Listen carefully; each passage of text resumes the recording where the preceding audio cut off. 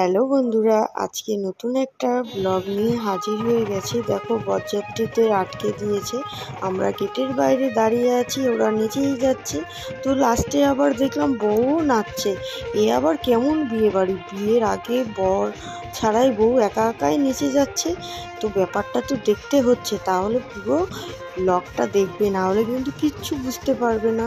তো চলো শুরু করা যাক। Everyone, welcome back to my channel Sanchita blog. তোমরা সবাই কেমন আছো? আশা করি সবাই ভালো আছো। নতুন একটা ব্লগ নিয়ে চলে এলাম।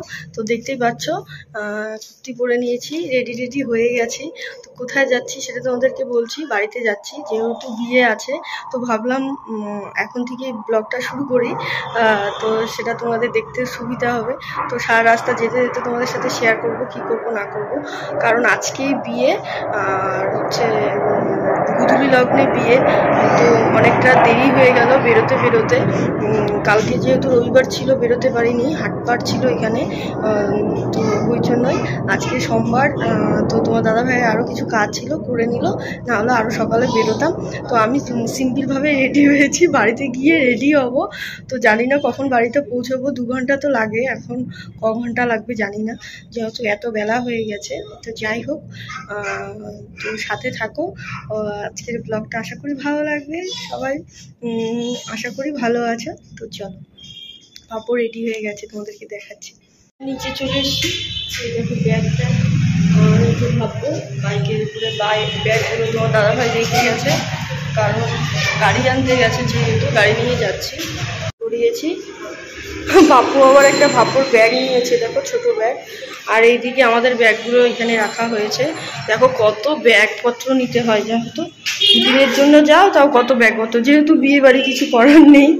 তো চলো যাও, আর 10 দিনের জন্য যাও, জিনিসপত্র একই নিতে হয়। আর তার মধ্যে বাচ্চা ছোট হলে তো আরও বেশি জিনিস নিতে হয়, এটাই হলো ব্যাপার। আর তার মধ্যে বিয়ে বাড়ি, তো জিনিসপত্র তো লাগবেই। তো চলো যেতে দেখা যাচ্ছে। তো আমরা চলে এসছি নিমতিতে। তো এখন পেট্রোল পাম্পে তেল ভরছে গাড়িতে, আর ভাববো দেখছে ওর পাপা কি করছে নিচে গিয়ে গাড়ি থেকে নেমে। তো তেল ভরা কমপ্লিট। তো চলো বাড়িতেও চলে এসেছি। বাড়িতে আর তোমাদের ভিডিও করে দেখায়নি, এদিকে বরের গাড়ি দেখানো হয়ে গেল তোমাদের। আমরা রেডি হয়ে বিয়ে বাড়ি চলে এসেছি। তো দেখো এখন বিয়ে বাড়ি যাচ্ছি, রাস্তায় আছি আমি আর বোন, আর সবাই এই দেখো যাচ্ছে।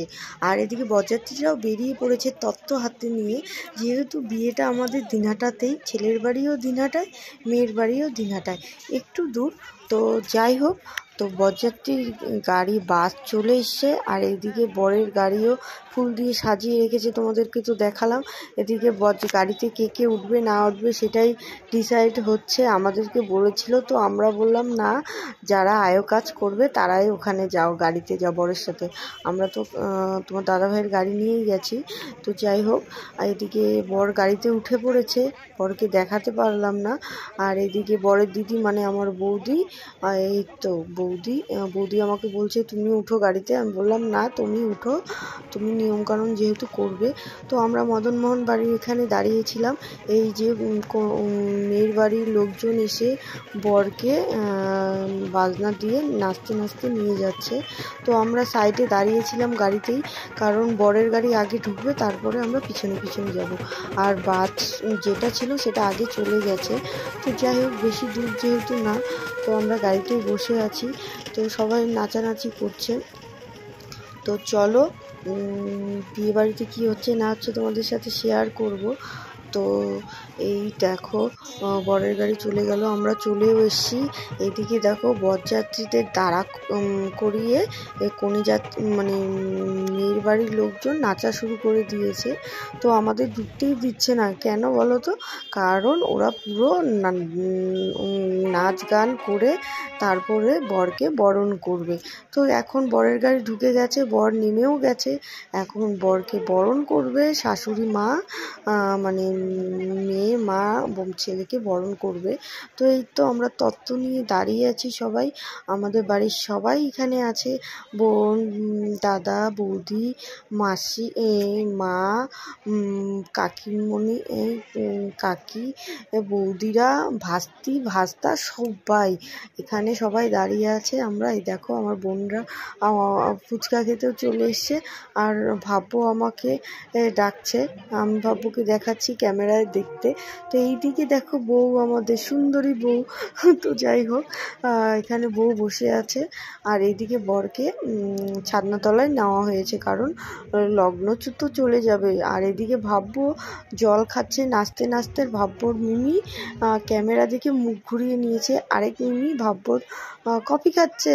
আর এদিকে তো আমাদের বরযাত্রীর টিফিন হয়ে গেছে, দেখো কি সুন্দর মায়ের মূর্তি, মন্দিরটা। আর এখানে দেখো বউ নাচছে, তা বন্ধু বান্ধব তার ফ্যামিলির সাথে খুব মজা করছে। তো আজকে তো ওরই দিন, তাই না? তো যাই হোক, ও আনন্দ করছে, আমারও খুব নাচতে ইচ্ছে করছিল, কিন্তু ভাব্বু আমার কোলে, আর যেহেতু ওটা মেয়ের বাড়ির লোকজন নাচছিল, তাই আমরা আর এখানে বিহিনি। তো যাই হোক, ওখানে খুব সুন্দর ওরা ডান্স করছিল, কারণ কিছুক্ষণ পরেই মেয়েকে ছাদনাতলায় নেওয়া হবে, তো সেই জন্য তার আগে বউ নাচানাচি করে নিল। তো যাই হোক, আমাদেরও খুব ভালো লাগছিল। আর এইদিকে দেখো আরেক বৌদি, ভাব্বুর মামি, ভাব্বুর সাথে ছবি তুলছিল। আর এদিকে আমরা নাচ দেখতে দেখতে দেখো বর ও ছাদনাতলায় চলে এসছে। এ কেমন বিয়ে, বরকে দেখেছো কোথায় তুলেছে, বরের বন্ধু বান্ধব, আর বউকেও কম যায় না, বউকেও তুলেছে, কারণ না হলে তো শুভদৃষ্টি হবে না। তো শুভদৃষ্টি হয়ে গেছে, এখন মালা বদল হবে।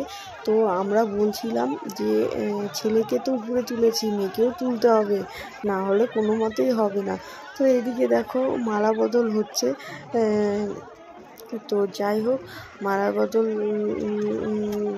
এই জায়গার এই মুহূর্তটা আমরা খুব মজা করেছি। ছেলে মেয়েকে দুজনকে উপরে তোলা হয়েছে, অনেকক্ষণ এটা নিয়ে নাচানাচি হয়েছে।